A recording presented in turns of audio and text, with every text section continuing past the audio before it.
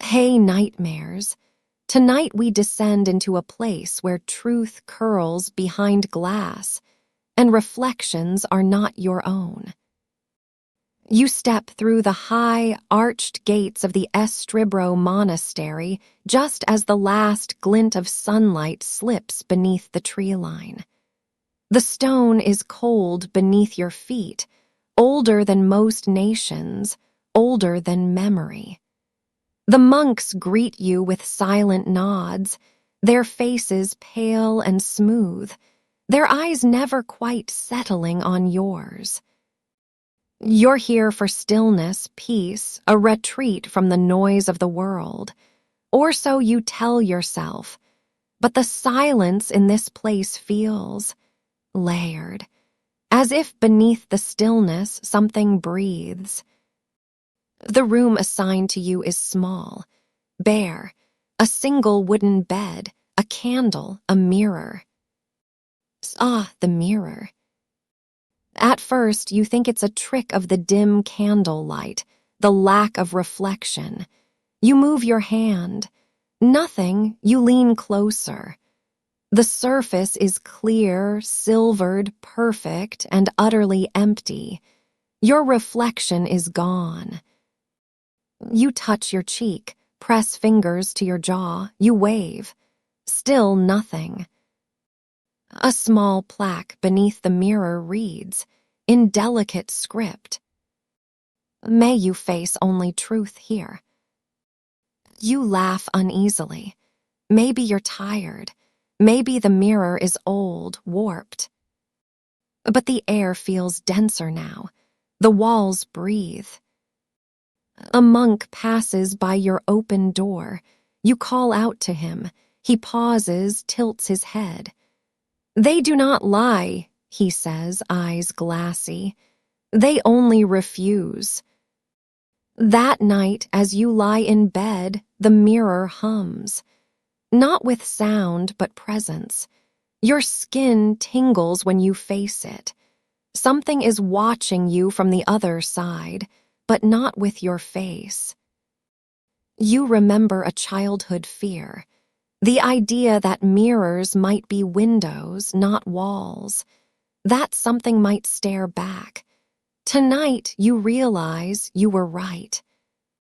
So, before the shadows deepen and the whispers begin, take a moment to like the video and subscribe. But only if you genuinely dare to journey into the unknown with me. And tell me, where are you listening from? What time is it where you are? Isn't it strange how dread echoes differently depending on the hour? Now, extinguish every light, perhaps pull your blanket tighter, and let's descend into tonight's chilling journey together. You rise before dawn, determined to shake off the nonsense. You splash water on your face and glance at the mirror again, still blank. Then a whisper, not from your room but from within the glass. Not words, just breath. You blink. Your reflection flickers just for a second, but it's not mimicking you. Its mouth moves before yours. Its eyes narrow, slightly off time, and its skin is just a little smoother. When you look again, it's gone. At breakfast, you ask the monk beside you about the mirror. He doesn't look up from his bowl of broth.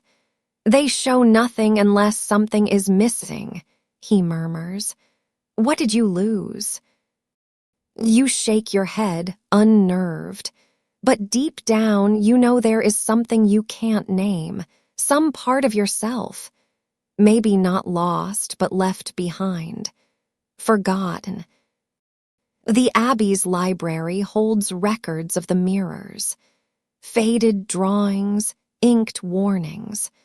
One parchment shows a man with no face standing before a mirror, and underneath, "That which cannot reflect cannot remain."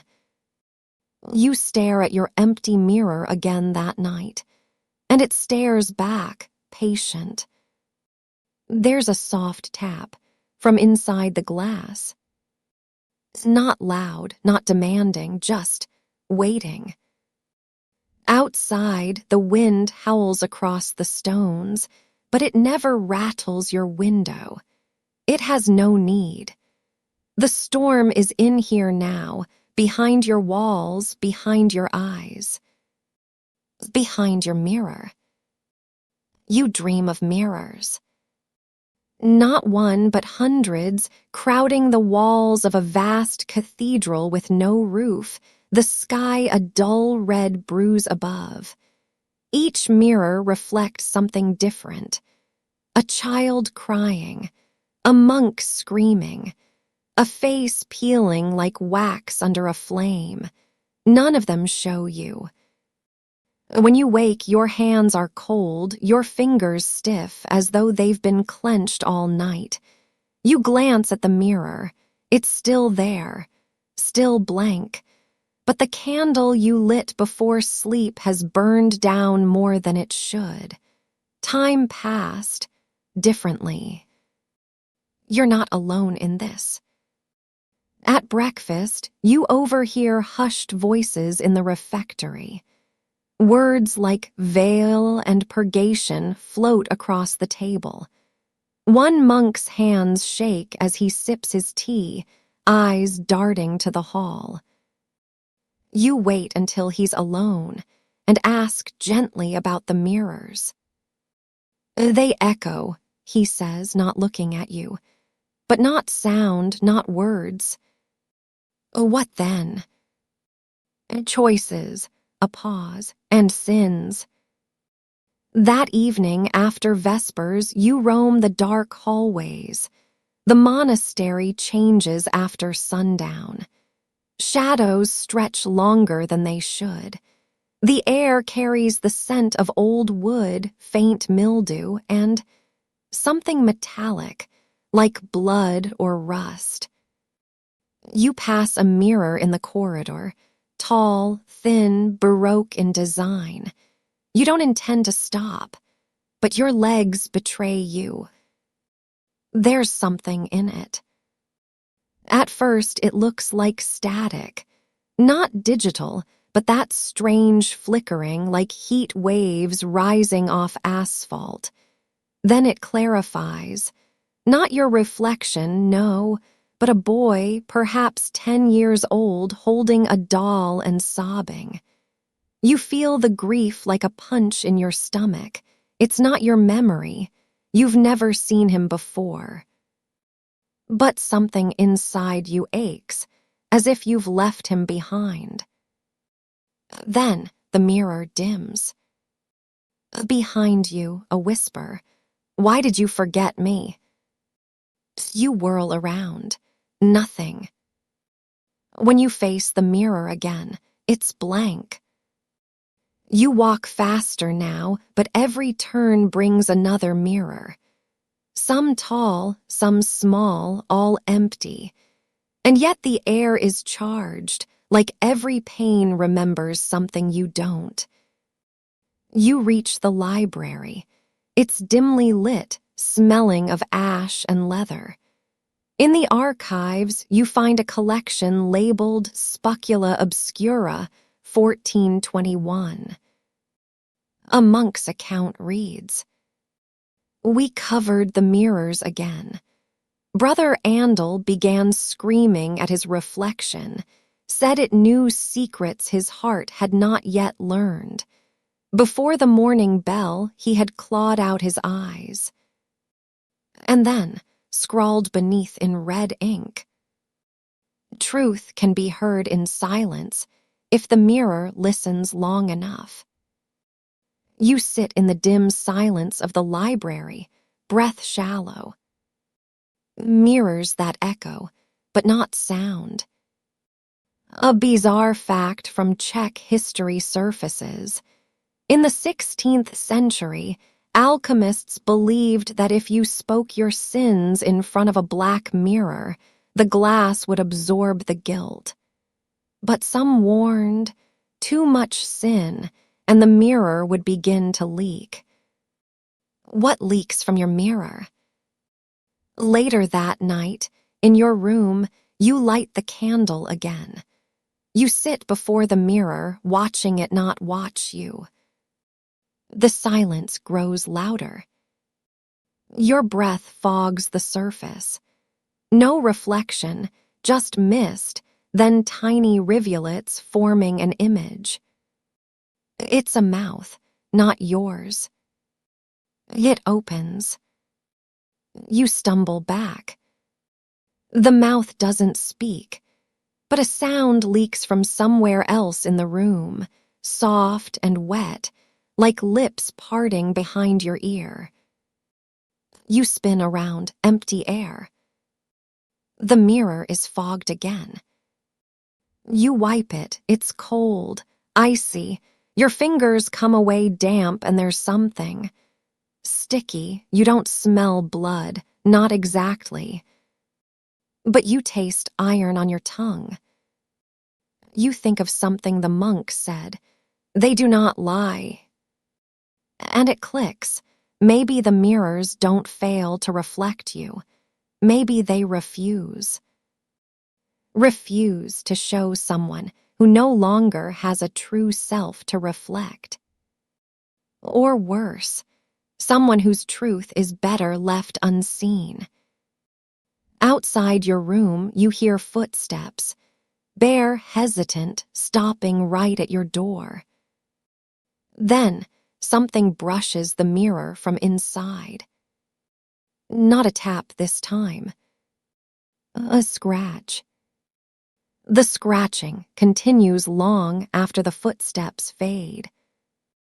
Soft, deliberate, like fingernails dragging across glass with the patience of something that has waited centuries to be remembered. You don't sleep. Instead, you sit motionless in your bed, blanket clutched to your chest, eyes fixed on the mirror across the room. The candle burns lower. Shadows rise higher. The glass remains blank, yet every now and then there's a shimmer, like heat, like breath fogging from the inside. At dawn, the mirror is silent again, but something about your room feels emptier, as though you have been subtracted, molecule by molecule, while you slept. You return to the library the moment its doors creak open.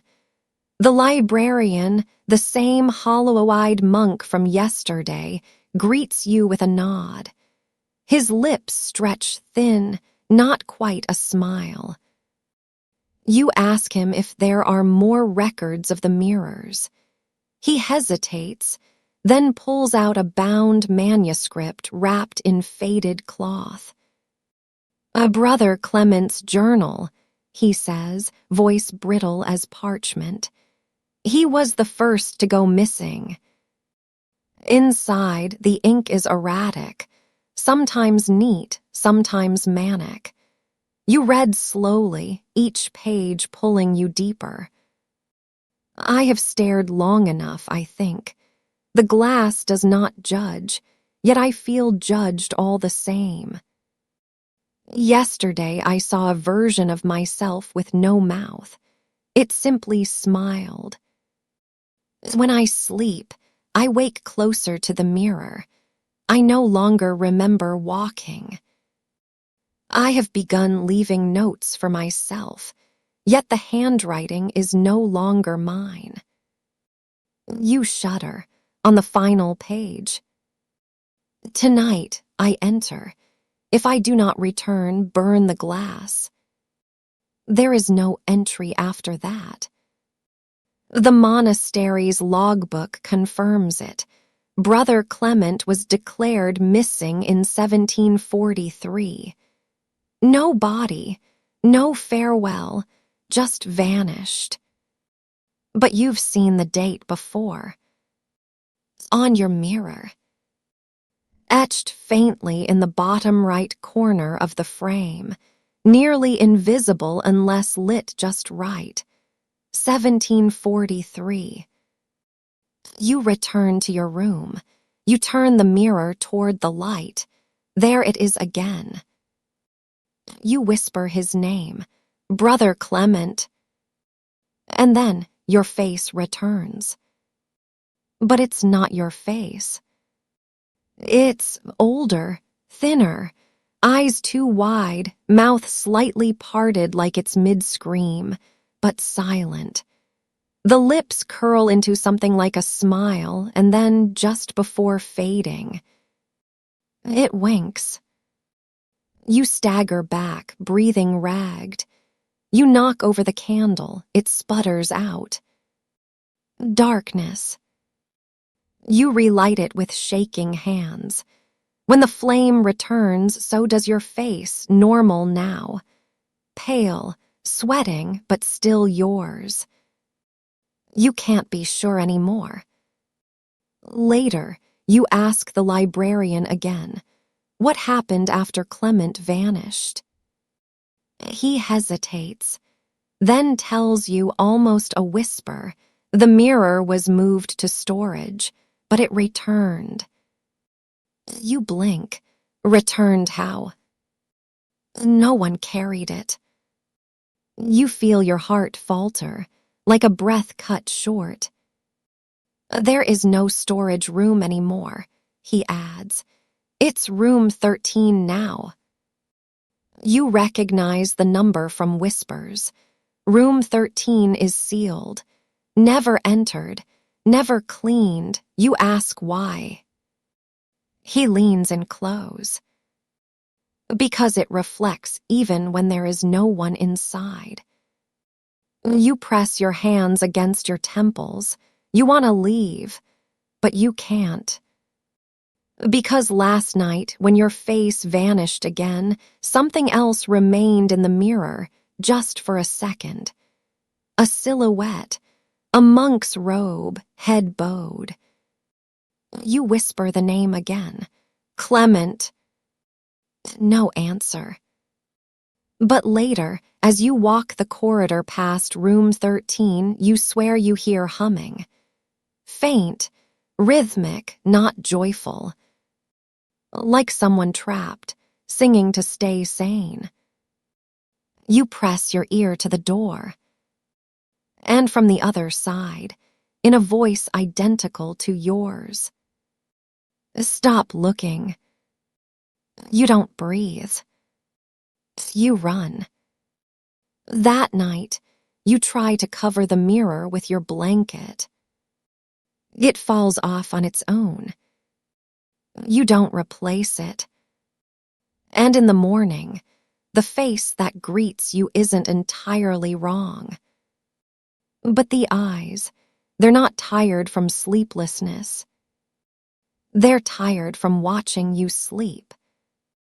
You've stopped turning your back to the mirror. It's not superstition, it's survival. Every time you've looked away lately, something changes. Subtly. The angle of your shoulders in the reflection.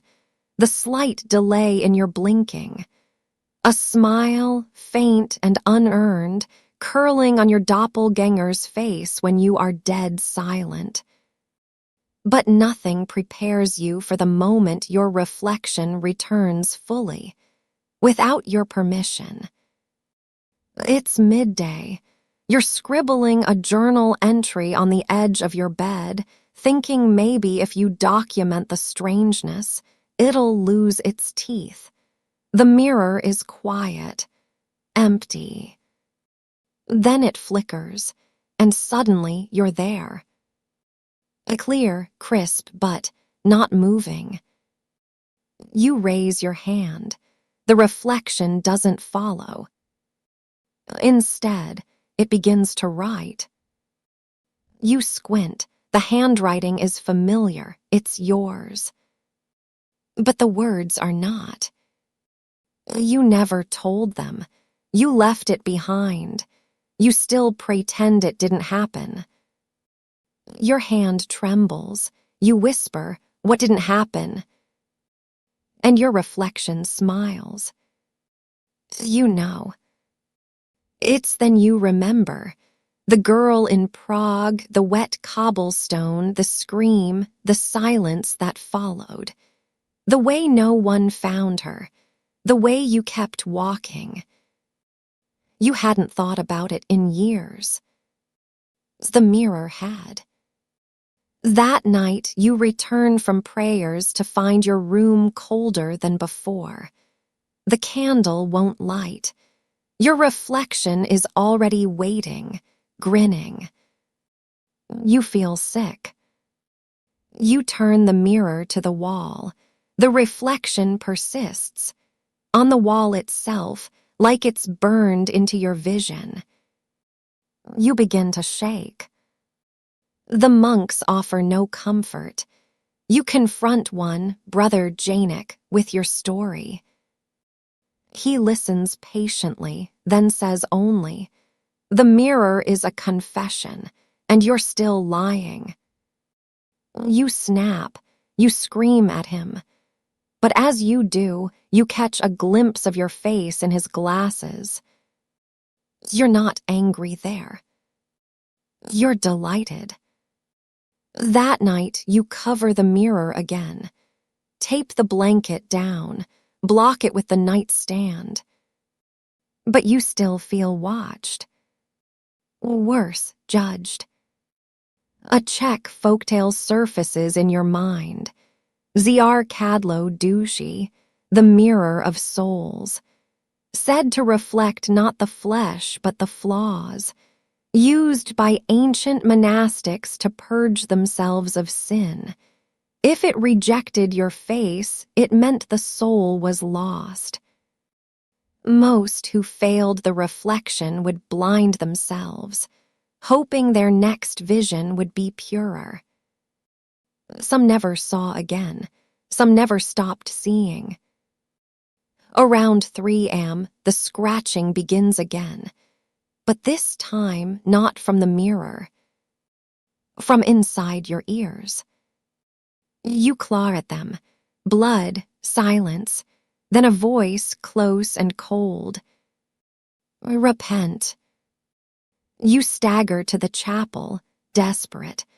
A final candle burns before a mosaic of Saint Cyril. The golden face watches you impassively. You collapse at the altar. You whisper the truth. You beg for forgiveness. The air stirs.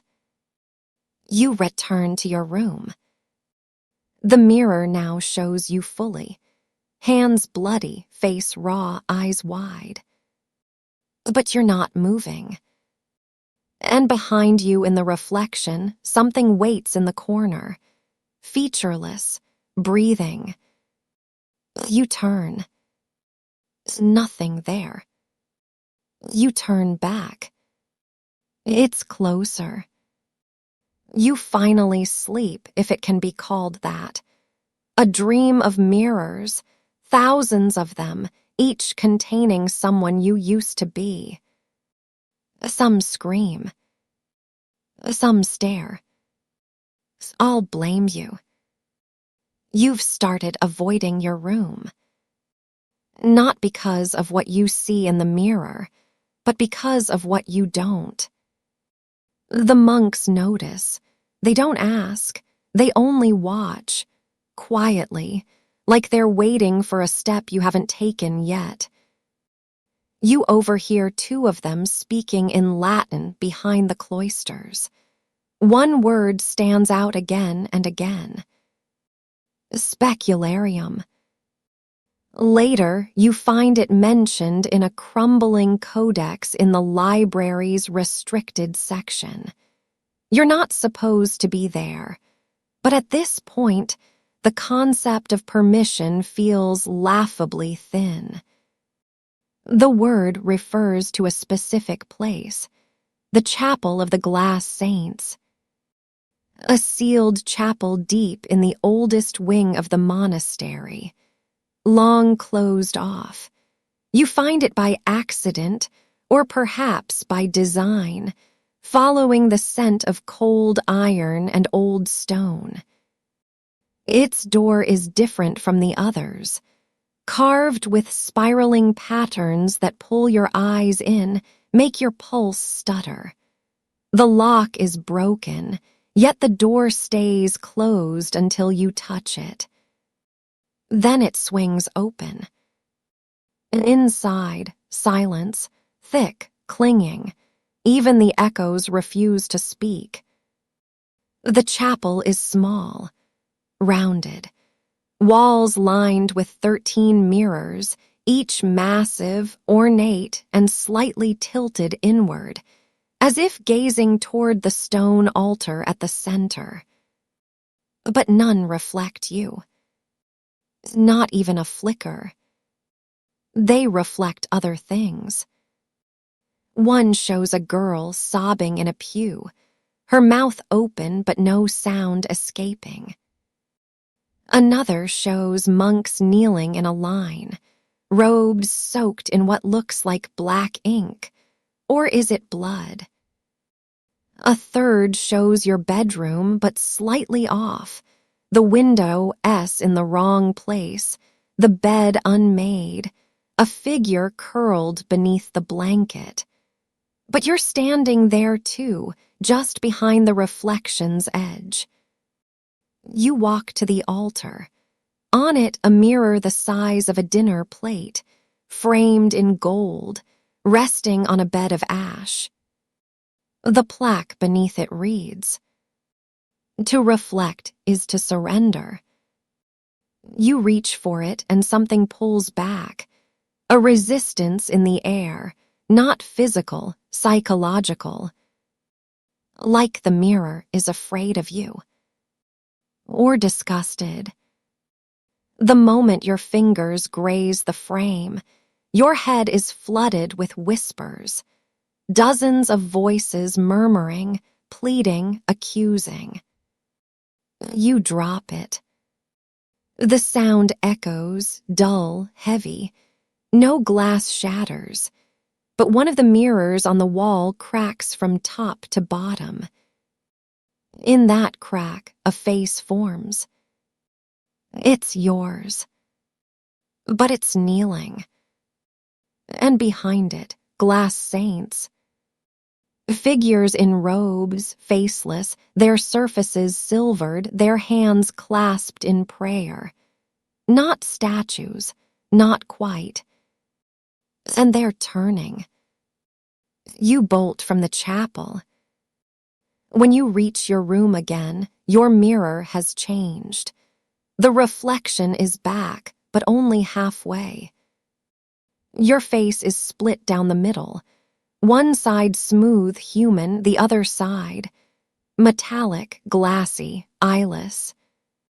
The next morning, you awaken to the scent of ash in your sheets and written in the dust on your desk. You have stood in their chapel.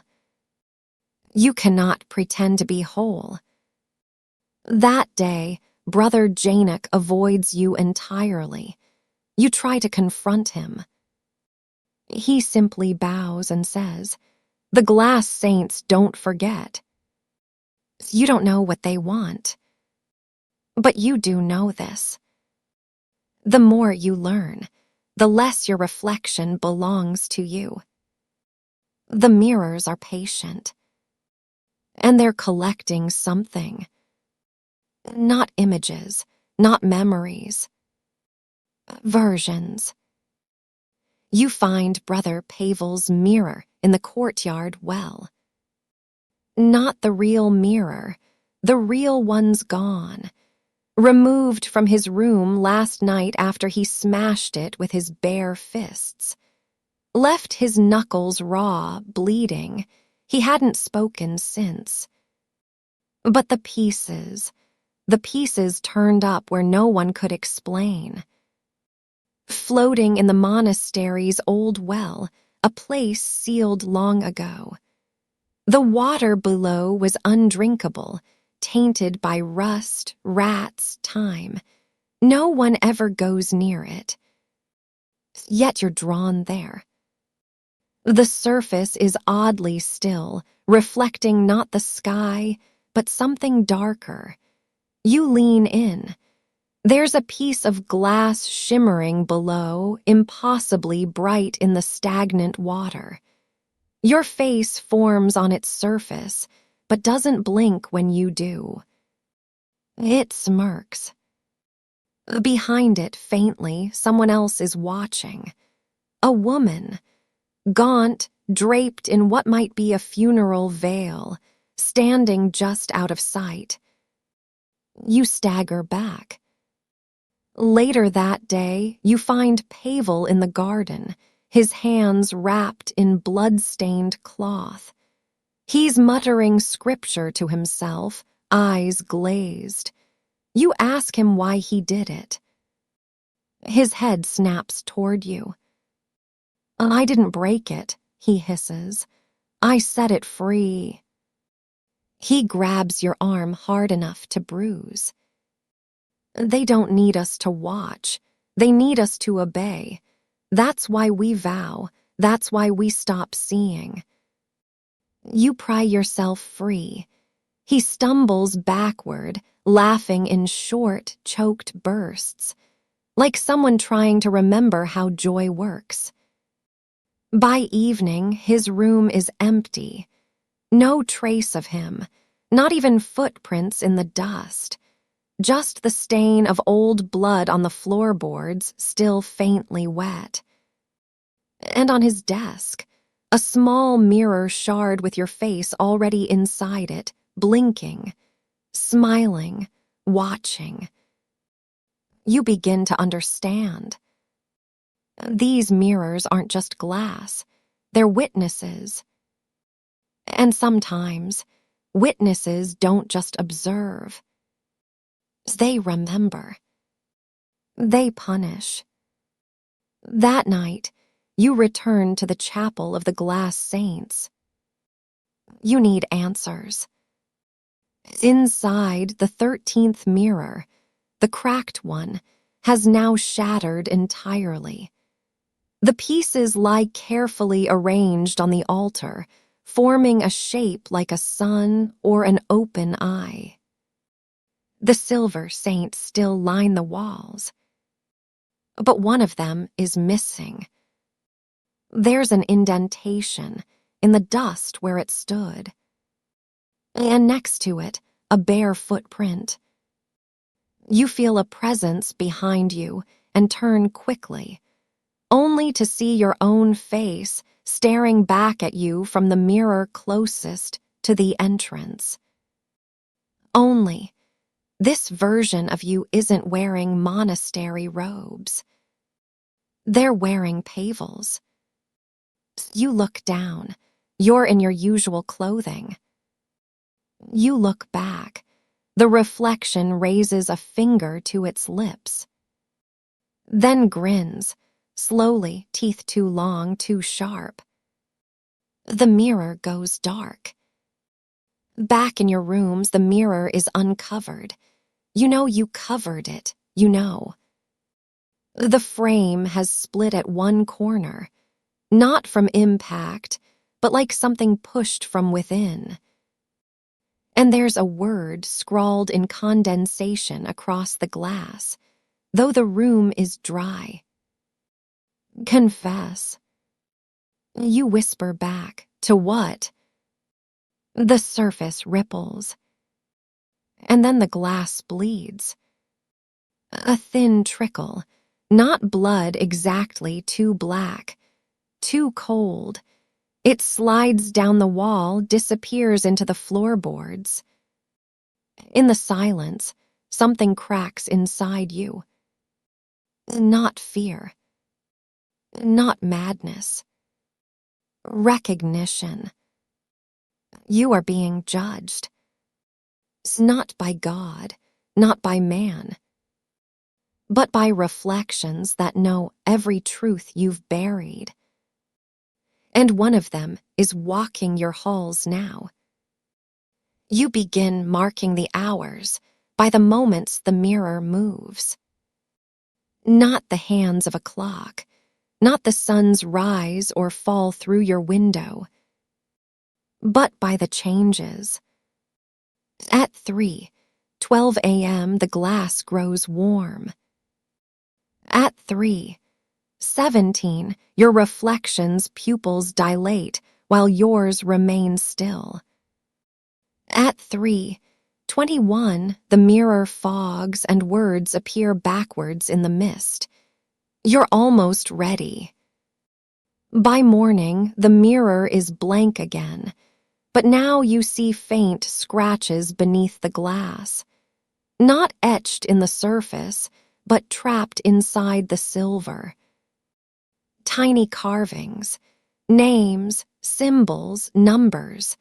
A few you recognize from the monastery walls, one is your own.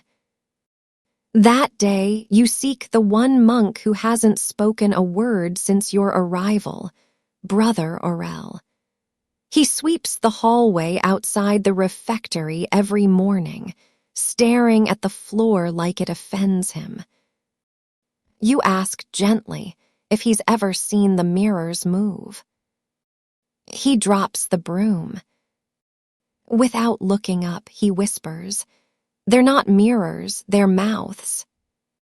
You don't understand.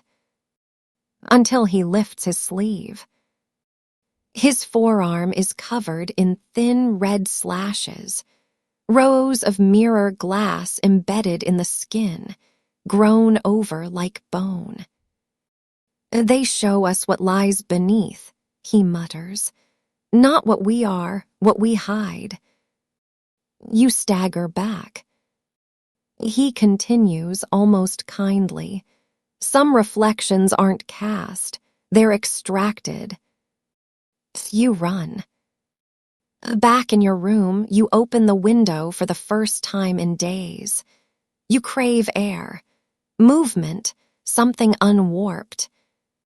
But the reflection on the glass is wrong. Not just you, but behind you. Standing close. Breathing. You whirl around. Nothing.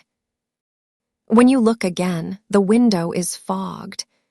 A single handprint stains the pane from the inside. Only your hands are dry. You descend into the catacombs beneath the monastery, a place you were told was off limits.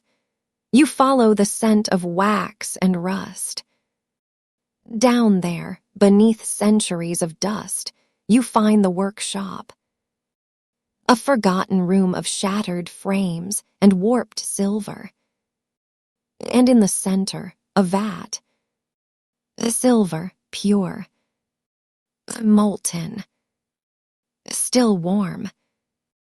A bucket nearby is full of teeth. You find documents, old and half-burned, drawings of men submerged in mercury, alchemical texts translated badly from German and Latin. One passage sticks with you. And to see the soul's shape, one must peel the eye of the world. Silver reflects only the surface. What lies beneath resists. You begin to understand the process. Monks weren't making mirrors. They were birthing them. Sculpting not from glass, but from sin. Reflections poured from pain. Memories beaten into metal. You leave the catacombs changed. That night, the mirror calls. You don't mean to look, but you do. And for the first time, it speaks clearly. Not in whispers. Not in breath. But in your own voice. What are you, if no reflection claims you? You don't answer. It continues. Who forgives the thing beneath the glass? Then the surface shudders. And a crack appears, running from top left to bottom right. Through your face. And behind that, something else, a shifting shadow where your spine should be. The glass starts peeling, thin layers sliding off like flesh from bone. You scream, but it's not echoed in the room. It's echoed in the mirror. And in that echo, you hear another voice join yours. Someone else. Someone still trapped beneath the silver. Brother Clement. Or perhaps the version of you who never walked away. The whispering begins at the edges of your hearing, like wind slipping through stone. But there is no wind. Only mirrors. And they're getting louder. You try to stay awake, to anchor yourself in anything that isn't reflected. But no matter where you go, there's glass. The brass crucifix on your rosary has a polished shine.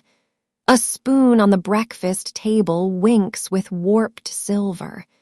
Even the surface of spilled water bends light just enough to distort your face. Every surface becomes a portal. And every portal is speaking now. Not with words at first, but memory. You pass by a hallway mirror and suddenly remember something you never meant to. The time you hid in the church basement during a thunderstorm as a child, whispering into the darkness and pretending someone was listening, because you needed there to be someone. Only now, as an adult, you wonder, was there someone? You run. Back in your room, you press your ear to the mirror, not because you want to, but because the sound pulls you. You hear laughter. Not cruel. Not loud. Just wrong. Like your own laugh, muffled behind a veil. And then words, forming gently. You don't belong out there anymore. You back away. You tape a towel over the mirror. Still, the whispers persist. They begin echoing inside your head. Disjointed fragments at first. He knew. The vow was broken. Glass doesn't forget. You seek help from Brother Gregor, the monastery's confessor. He offers you tea, trembling slightly as he pours. His eyes never meet yours. You ask him what he knows about the voices. He sets the cup down with both hands, steadies himself. They only whisper to those who have begun to reflect inward, he says. You're listening now, which means it's already begun. What has? The descent. You ask if it can be stopped. He laughs. Not kindly. You've been mirrored. You can't be unmirrored. Before you can respond, he excuses himself quickly, leaves his cup untouched. Inside it, you see your reflection swirling in the tea. But it's not the reflection of you sitting here. It's the you that's standing behind Gregor, whispering something in his ear. You blink. Gone. Later, in desperation, you wedge the mirror from the wall and turn it to face the floor. You think it might silence the voices. Instead, they change. They begin speaking your name. Sometimes in a child's voice. Sometimes in a guttural rasp that smells of smoke. You wake at 2, 11 a.m. to find the mirror upright again, facing your bed. Still covered, but vibrating softly, like something breathing beneath the towel. You tear it down. The glass shows nothing. Not even the room. Just darkness. And then, the surface bulges. A single finger presses out from the other side, skinless, wet, twitching. Then another. They retract. The glass flattens. But now you know. The mirror is no longer content to whisper. It wants to reach. And it knows your name.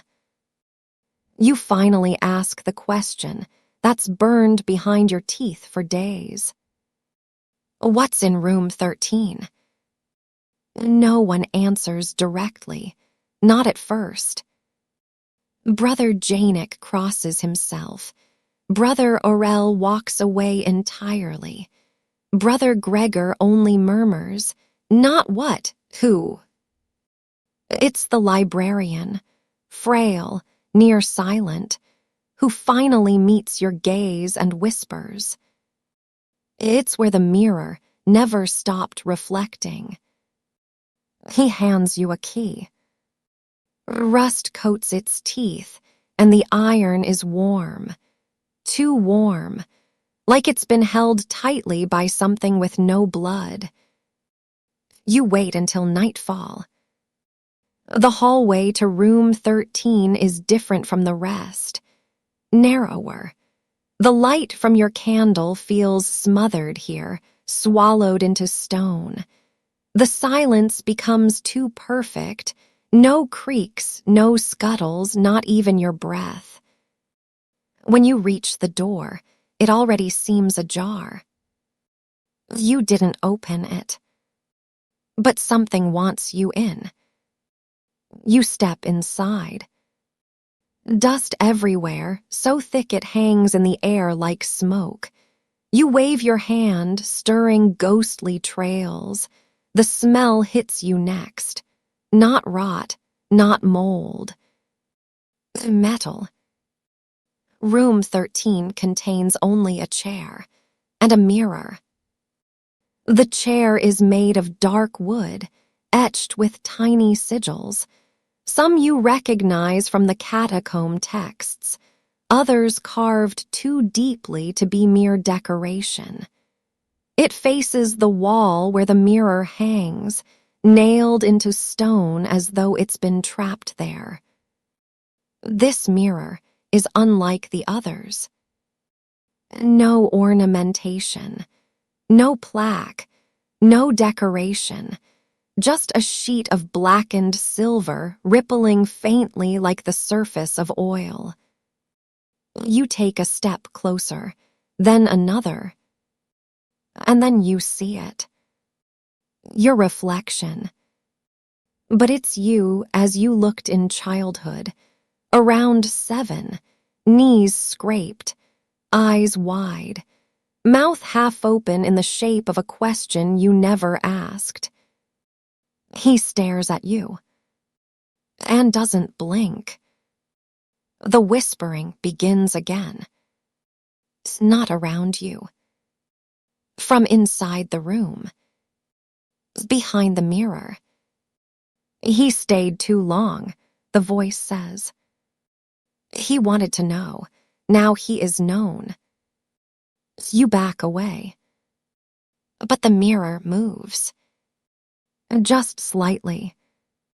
Tilting downward, like a head nodding. Approving. Welcoming. Then the candle extinguishes, snuffed not by wind, but by something wet. You spin and fumble with the door. It won't open. The whispering rises. Not one voice now. The chorus. All in different tones. Some weep, some beg, some laugh. Your reflection remains still until it lifts a hand and places it against the inside of the mirror. You don't move, but your hand rises on its own. You feel glass. Then, something beneath the glass. Flesh. The moment breaks when light floods the room.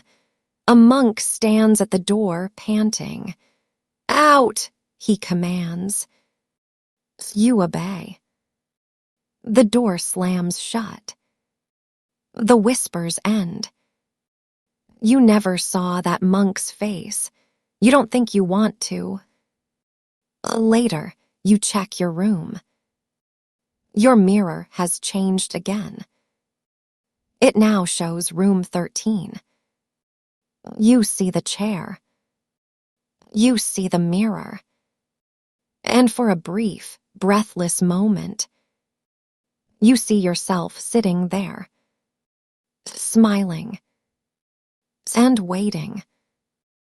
You notice the archivist has never once eaten in the refectory, never joined in prayer, never blinked. You begin watching him, the way prey watches a shadow that seems too still for too long. The archivist resides in a stone annex beneath the East Bell Tower, a place with no windows and too many locks on the inside of the door. You pretend you need an old manuscript. He nods and lets you in.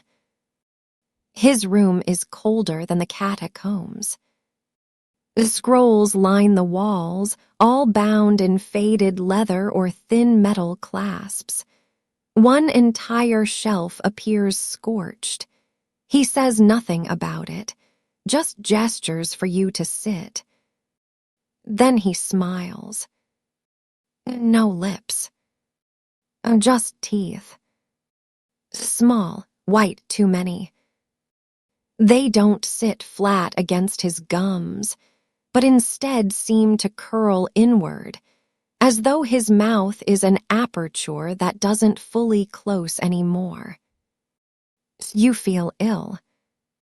He speaks slowly, dragging his voice through the air like a rake through gravel. "The mirrors took my face first," he says. "They always start with what you're willing to lose."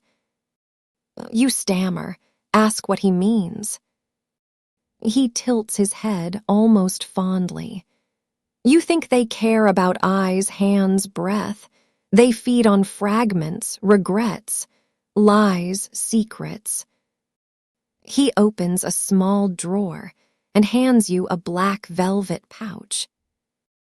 Inside, teeth, tiny ones, childlike. You recoil. "They belong to the mirror," he says calmly. "It never forgets a bite." You ask if they're his. He smiles again, wider this time. "No," he whispers, "they're yours." You leave. You throw up. But later, curiosity digs into you like a hook behind the eyes. You return to your mirror that night, teeth still clutched in your trembling palm. It reacts. The surface shimmers, like heat rising from asphalt. And for a moment, you see the archivist, but not as he is now. You see a young man, weeping in front of a broken mirror, trying to push his own reflection back into the glass. His mouth is normal, his eyes wide. He is mouthing one word. "Sorry." Then he's gone. And the surface is blank. Only this time, your face reappears slowly. But there's blood on your teeth. You didn't bite your tongue. You didn't feel pain. And when you open your mouth, you realize You're missing one. You rush to the sink, spit blood, reach in.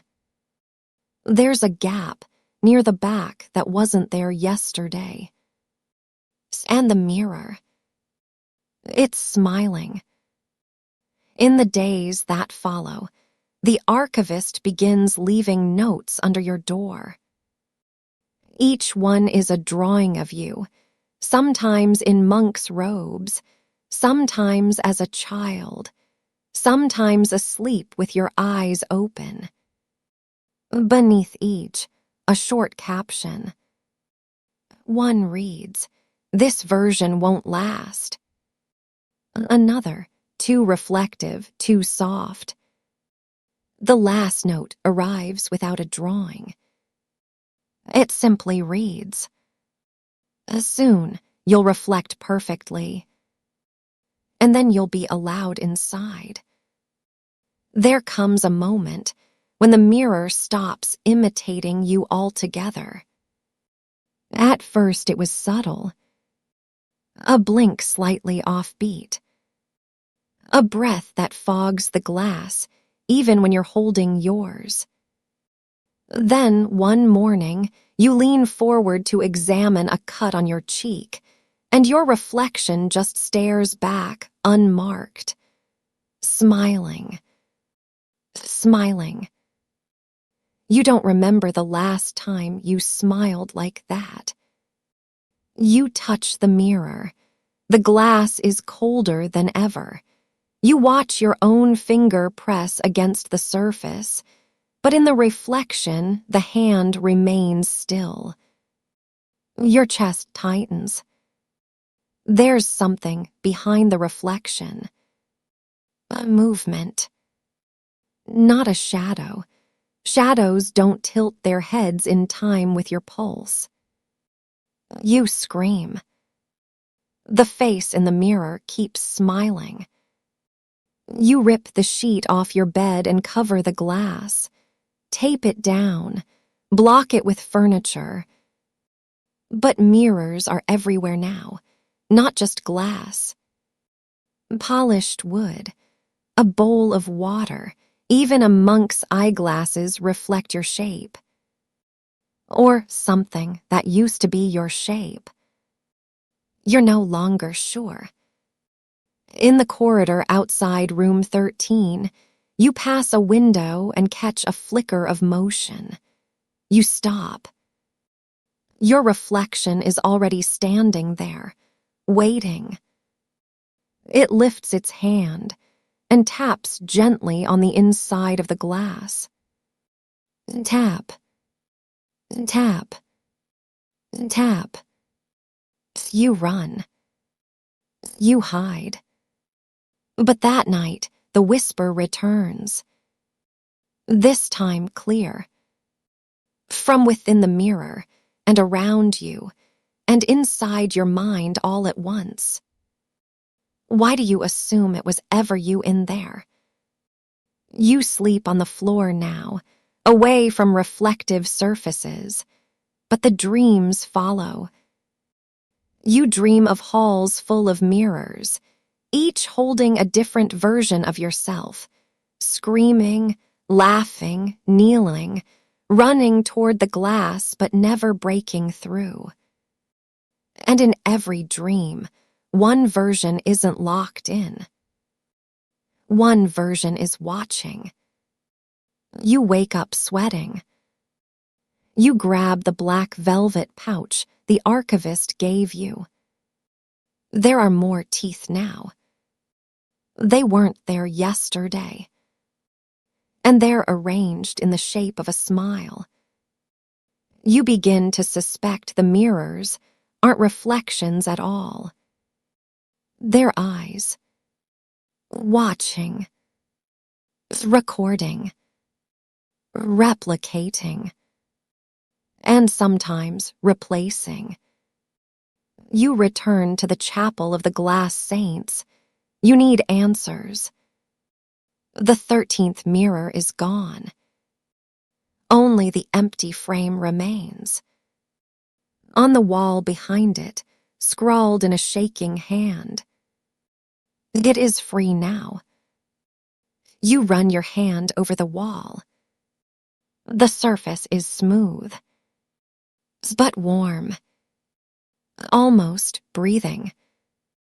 You step back and see your own shape pressed from the inside out, hands splayed against the stone, mouth wide in a silent scream. You turn and flee. But every surface you pass now holds a reflection. Not always of you. Sometimes the monk you once met. Sometimes a child you never were. Sometimes a creature with your eyes, but none of your mercy. You start whispering apologies. To the mirrors. To the versions. To yourself. Because deep down, you know what's coming. There's a reason the reflections stopped following you. They're no longer behind the glass. They're here. And they're staring back. You find the door behind the chapel by accident or fate. A slab of stone, misaligned just enough to invite a second glance. You press against it, and the wall groans, ancient hinges releasing a sigh of air that hasn't moved in centuries. Beyond is a narrow stairwell spiraling down, lit only by the faintest blue glow. The air smells of wax and ink, but also salt, as though an ocean waits at the bottom. You descend. The steps are carved with names, rows of them etched in a child's handwriting, fading the further you go. You pass hundreds, then thousands. Some repeated, some smudged, some crossed out. One catches your eye. Your own name. You touch it. It's warm. At the bottom, a chamber opens, a mirrorless room lined with wooden planks. Carvings cover every inch. Each panel bears a list of names. Most you don't recognize. But here and there, names of monks long vanished, names from the chapel scrolls, names you whispered in dreams but never spoke aloud. And beside each, a date. And beside that, a symbol, an eye, a broken circle, or a slash through a mirrored surface. You realize what you're looking at. The ledger of the forgotten. Those consumed by reflection. Those whose identities were stolen, whose selves were mirrored until only the reflection remained, and walked away. You find another plaque, older, carved in Latin. For each soul claimed by silver, a name is forgotten. To name them is to remember. To remember is to summon. You whisper a name aloud, one etched near your own. Brother Emil. The flame in your lantern flickers. You hear footsteps in the chamber above. Then the air behind you shifts. You turn. A shape stands at the bottom of the stairwell, just beyond the reach of light. It speaks in your voice. Don't read them.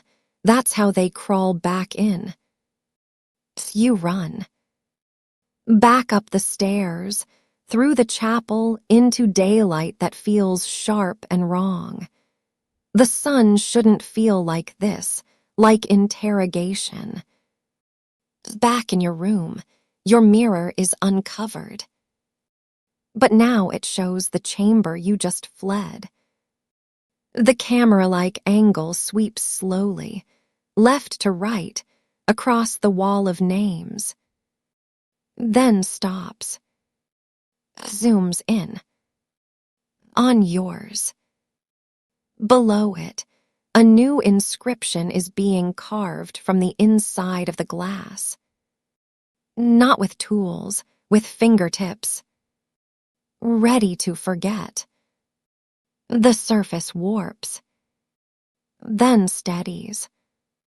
You see yourself standing in the chapel again, but this time, you're not the one holding the lantern. You're the one watching from the wall, trapped behind your name. A Czech legend resurfaces in your mind, the mirrors of memory, old folk tales of children vanishing after speaking their full name to a blackened glass. Not kidnapped, not murdered. Exchanged. It makes sense now. The mirrors don't kill you. They overwrite you. Whoever, or whatever, walks away wearing your face is more than just a reflection. It's a replacement. And in the monastery's deepest chamber, your name now glows faintly in the glass, waiting to be spoken by someone else. You don't remember the last time you truly saw your face. Not a warped echo, not a half-second mimicry, not a smirking doppelganger that fades when you blink. Your real face, whatever that means anymore. In the mirror, it's there again tonight. But it's changing. The skin looks thinner, translucent. Beneath it, something glints, like light under silver leaf. You lean in and see faint metallic filigree crawling up your throat, delicate as veins. You touch your neck. It feels warm. But in the reflection, it crackles. Your eyes are next. They're not wrong, not yet, but the irises are ever so slightly misted, cloudy like the patina on old Mercury. You blink. Your reflection doesn't. It holds your gaze, then slowly opens its mouth. No sound comes out. Only a puff of dust, as though it's decaying from the inside. And yet it smiles. You snap. You cover the mirror again. But it's too late. You've been watching yourself rot. The next morning, you examine your hands under sunlight. The skin is pale, smooth, too smooth. And you realize no fingerprints. None. You rush to the fountain in the courtyard, kneel, splash water on your face. The ripples clear. You stare down. And the reflection is not blinking. It opens its eyes wider, leans in. Its eyes are entirely hollow. Just tunnels of darkness, reflective tunnels. And as you gasp, the mouth of the thing in the water doesn't move. But the eyes smile. You stagger back. Brothers pass you by with guarded glances, giving a wide berth. You try to speak, to explain, but the words don't come right. They echo, slightly delayed, like feedback in a tunnel. You flee to the catacombs. The mirrors down there are different, raw, unfinished, in various stages of becoming. One in particular calls to you.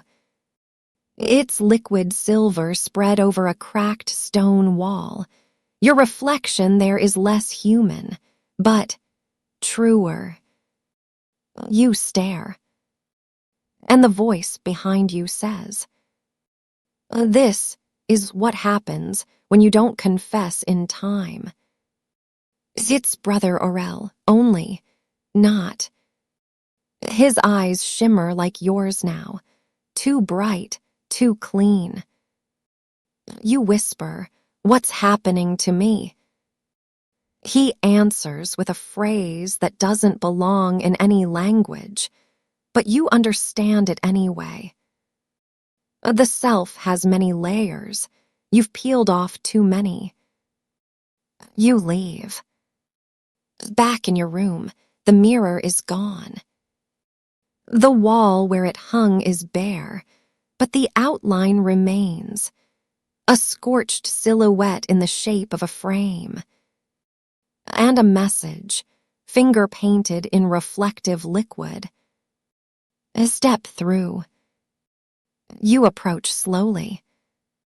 The frame pulses. The wall becomes soft, yielding, like water or skin. You press your hand into it. It goes deeper, and deeper, and doesn't stop. You scream. But the sound is mirrored, sucked back into your throat like you're breathing yourself in. You yank your hand away. It's silvered now, pale, cool. The skin feels tight. The fingers, smooth, too smooth. No joints, no lines. Just reflection. You begin to understand. You're becoming one of them. A creature of mirrored memory. A watcher behind the frame. And soon, when the final trace of your humanity fades, someone else will see you, and not themselves. You don't decide to go through. You just stop resisting. It begins like sleepwalking. One moment you're sitting on your bed, the next you're standing before the scorched outline where the mirror once hung, your fingertips already brushing the silver-soft wall. It yields, with terrifying ease. Like something on the other side has been expecting your touch. You step forward, and the world swallows you. No sound, no heat, no gravity. Only transition. You move through darkness thick as oil, dense with whispers too faint to follow, too sharp to forget. You sense other minds, shards of selves that drift past you like leaves in deep water. Some scream, some sob, some chant the names they used to have. You don't scream. You remember to hold your breath. You emerge. On the other side, it's a room. Familiar, monastic stone, candlelight, a mirror on the wall. But not your room. And not your monastery. Everything is reversed. Left is right. Shadows bend inward, and the candle flames flicker without heat. You turn toward the mirror. Your reflection greets you. But it isn't you anymore. It's perfect. Too perfect. The skin is glass. The eyes are wells. The smile is practiced and endless. Behind you, in the reflection, a corridor opens that doesn't exist in the real monastery. You follow it. The air is still. Not lifeless, but waiting. You pass rooms filled with hanging silver veils. Behind each veil, something breathes. Each inhale mirrors your own. Each exhale carries your memories away, one at a time. A door appears. Black glass, etched with a symbol you've seen before, the eye with no iris. You open it. Inside, a hall of mirrors, but not reflecting you, reflecting others. Children, monks, travelers, all trapped mid-motion, their expressions frozen in confusion, terror, or serenity. And then yourself. Dozens of you. Each paused at a different moment in time, arguing, laughing, hiding, weeping. A version of you kneels in one corner, lips moving in prayer. Another is hammering on the inside of a mirror, face twisted in panic. And one just stands watching you. You step closer to that version. Its eyes follow yours. And it speaks without moving its lips. You're the one who stayed too long. You ask or try to ask, "What is this place?" But your mouth doesn't open. Your thoughts echo in the silver. The answer comes from all mirrors at once. The archive of the unclaimed, the veil between selves, the cathedral of the lost reflections. This is where the mirror keeps what it cannot return. You collapse, or try to. But gravity is suggestion here. You fall inward, into yourself, into memory. You see every moment you denied, every lie you believed about who you were. The mirrors didn't show you your face because you no longer had one. Not here. You rise. No longer certain of which you are. Only that one of you must go back. And one of you must stay. The mirrors are judges, yes, but also doors. You choose. You walk toward a pane of silver that begins to ripple. And just before you step through, you hear a voice behind you whisper, "Choose well. Whichever one returns will forget the other existed." You pause. You look back and see yourself watching from the other side, waiting for your decision. You step forward. You return. But the world feels different. Colder. Fewer sounds, longer shadows. Your room is as you left it. But the mirror is whole again. And smiling. You awaken the next morning to silence. But not the comforting kind. This is the silence of something missing. Something important. You look around your room, everything where it should be. Bed, desk, candles, crucifix. And the mirror.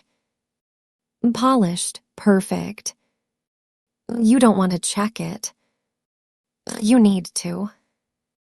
You step before it. Your reflection greets you. It smiles politely, tilts its head, raises a hand in tandem with yours. But then it does something you don't. It winks. Just slightly. A twitch in the lower lid. You freeze. You try a different motion, scratch your chin. The reflection follows. Perfectly. Too perfectly. You lean in close. Your eyes meet. And behind those eyes, something looks back. Not malevolent. Not kind. just present. The way a shadow waits behind the door. You try to speak to it, ask, "Am I me?" But your voice trembles, and the question dies in your throat. You look down at your hands, still too smooth. The silver filigree beneath the skin has faded, but not vanished. You test your grip, flex your fingers. They work. But do they feel? You whisper your own name aloud. It sounds strain, like you're quoting a stranger. Later, you visit the courtyard. The monks nod politely, but their smiles don't reach their eyes. One crosses himself as you pass. Another drops his book and doesn't pick it up. You return to your room. The mirror is fogged now, though the air is dry. A message appears, scrawled in reverse. You made it out. Then, one of you did. And the fog fades. Your reflection is back again. You lift your hand. So does it. You narrow your eyes. So does it. And yet, you can't help but feel that somewhere on the other side of that glass, a version of you is still watching, still waiting, still remembering. Because something's different now. Not just in the mirror. In the world. You cast no reflection in anything else. Not in water. Not in windows. Not in another's gaze. Only in that one mirror. The one that brought you back. You leave the monastery quietly, head bowed, steps light on the worn stones. The sun greets you like an old friend that no longer remembers your name. At the edge of the forest, you turn back. The monastery looms on the hill. A silver flash catches your eye, high in the tower. A mirror. Watching. Still. And deep inside you, the truth settles. You've been reflected. And that reflection has shape. Desire. Memory. It knows what you did. What you are. And what you chose to forget. So now, when you catch yourself in the corner of your eye, when light bends unexpectedly, or silence lingers too long, you know. The mirror isn't finished with you. It never was. It never will be. And now, as the candle burns low, and the shadows pool like ink around your bed, let your breath slow. Let your muscles soften. Let your eyes close, if you still trust what they'll see when they open again. You've returned from a place most never speak of, where reflections keep score, and mirrors don't offer vanity but verdicts. If you feel different now, it's not your imagination. Something followed you. It may not scratch at the glass tonight, or whisper through the condensation on your windows tomorrow. But it remembers you. And when the world is quiet enough, when your mind drifts towards sleep, and your heartbeat begins to echo in the hush, you may hear the soft tap. Tap. Tap. Just a reminder that the self is never a singular thing. We are reflections. And sometimes, reflections won out. So rest now. Wrap yourself in blankets, draw your breath deep, and settle into dreams where glass cannot reach. But if you wake and see a version of yourself smiling faintly in the mirror, don't panic. Just smile back. You wouldn't want to be rude. After all, it remembers. End of script. Pleasant nightmares.